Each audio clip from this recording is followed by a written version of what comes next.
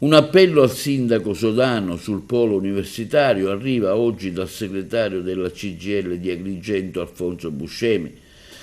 Tra le numerose priorità che richiedono attenzione in questi giorni del suo mandato, riteniamo debba trovare posto anche la situazione del Consorzio Universitario Empedocle di Agrigento. Come è noto, il Consorzio arriva da una lunga fase di sostanziale blocco della governance, determinato da divisioni e contrapposizioni interne ai partiti del centrodestra che governano la regione siciliana. Una situazione che ha prodotto ritardi, incertezze e un progressivo indebolimento della capacità di programmazione e di intervento dell'ente. In questo contesto, afferma il segretario Buscemi, ha destato non poche perplessità la scelta effettuata dal Comune di Agrigento prima della sua elezione di nominare quale vicepresidente del Consorzio un rappresentante riconducibile a Forza Italia, un ottantenne residente a Roma, mentre gli altri due componenti del Consiglio di amministrazione risiedono a Palermo.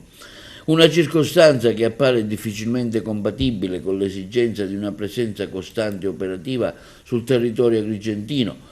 Forse non è un caso che tra i primi provvedimenti adottati dal nuovo Consiglio di amministrazione vi sia stata l'approvazione di un regolamento che disciplina i rimborsi per i viaggi e pernottamenti sostenuti dai componenti degli organi di governance per raggiungere Agrigento dalle rispettive città di residenza.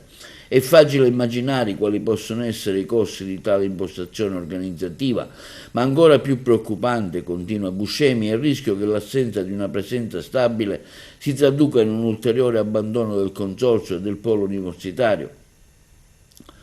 Tutto ciò avviene in una fase delicata. Al polo universitario vi è una presidenza che non riceve le organizzazioni sindacali, che non interviene rispetto alle numerose segnalazioni riguardanti le difficoltà quotidiane vissute dagli studenti, dalle famiglie e dal personale tutto. A ciò si aggiunge il silenzio del rettore dell'Università di Palermo, anch'egli operante da lontano, che non ha dato riscontro alle richieste e segnalazioni avanzate dall'organizzazione sindacale. Per queste e tante altre ragioni le chiediamo di intervenire con urgenza valutando la nomina di un vicepresidente che sia realmente nelle condizioni di frequentare con continuità la sede di Contrada Calcalera, di confrontarsi direttamente con gli studenti, con le famiglie, con il personale.